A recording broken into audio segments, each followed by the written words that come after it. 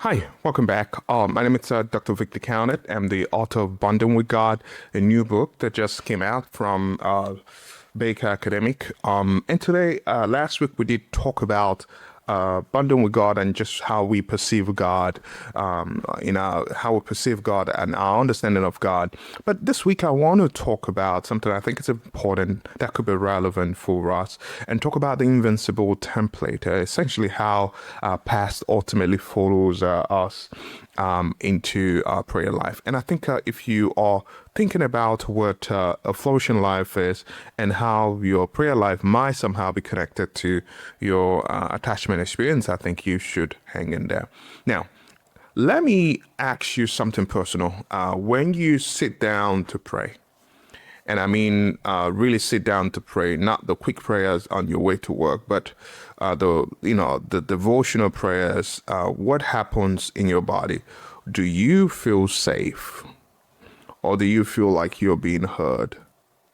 Do you feel safe, or do you feel like you are being heard by God? Or does it actually feel like you are sending a message and hoping it reaches someone, like you're performing, like you need to get the words right before God will, actually listen?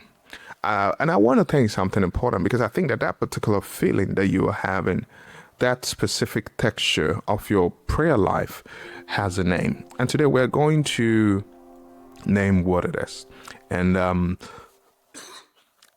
in my book, Bonding with God, I describe what attachment theories or attachment researchers call the internal working models, which is really the unconscious framework that we carry about how relationships work in our lives, whether people are trustworthy, whether people are lovable, whether love is conditional or free. And these models form the earliest experiences of life.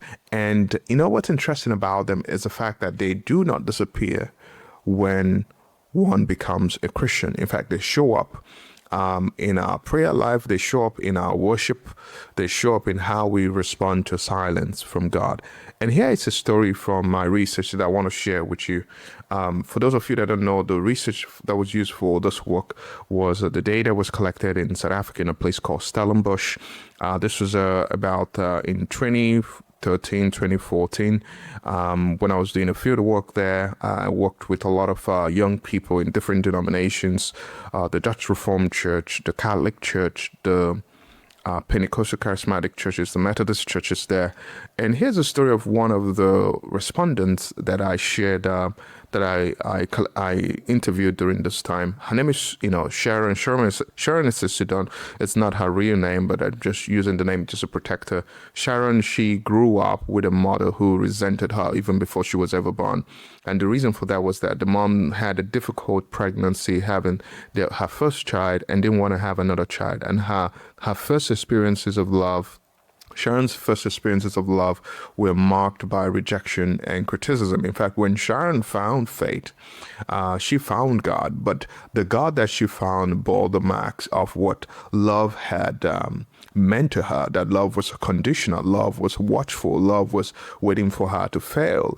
It wasn't until she received what I call a corrective spiritual experience through her spiritual mentors, like our pastor, that she had this corrective spiritual experience could also come in the form of a deep encounter with a God who refused to condemn her.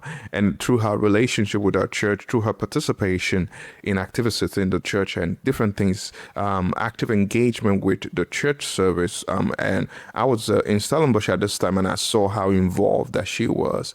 It wasn't until she had this corrective spiritual experience that her internal working model began to shift. Now, I think that phrase is important, corrective spiritual experience. It means that it means a new encounter that revives an old wound. God is the ultimate corrective experience, ultimately, but you have to let him in, and that's the work in itself. So, what does your internal working model of God look like? What does your internal working model of God look like? I think that I could talk about maybe 3 diagnostic questions that could help you figure it out. Question number 1 could be, When you make a mistake, what is your first assumption about how God responds? Do you think that God may be disappointed with you? Do you think that God may be judging you? Do you think that God might be patient with you? Do you think that God looks to you with compassion at the time that you've made this mistake? Because I think that your answer would reveal what your template is. The second question I have is, when God seems silent, what do you do? Do you lean in towards him and bring the silence itself to prayer? Or do you pull back, assuming that the silence means something is wrong with you?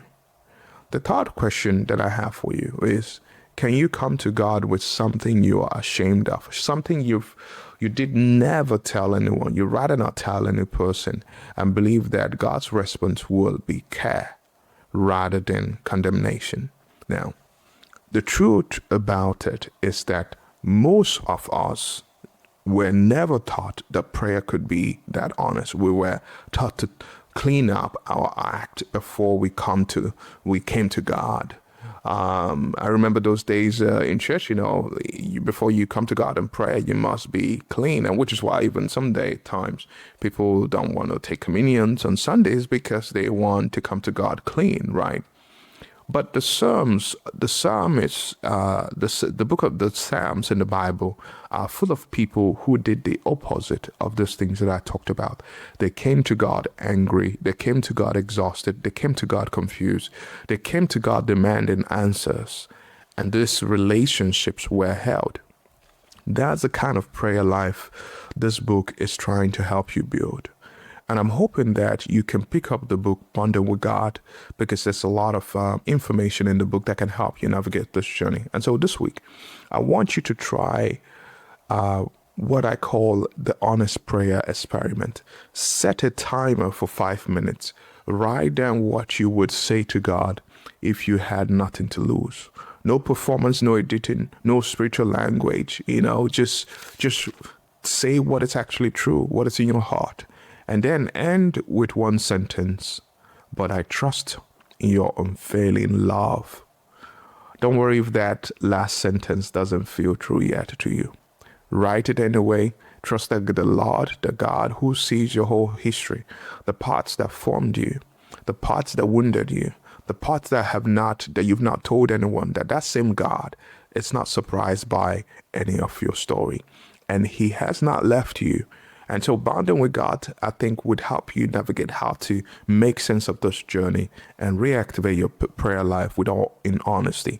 And I will look forward to seeing you next week as we continue with our series on bonding with God. Talk soon. Bye.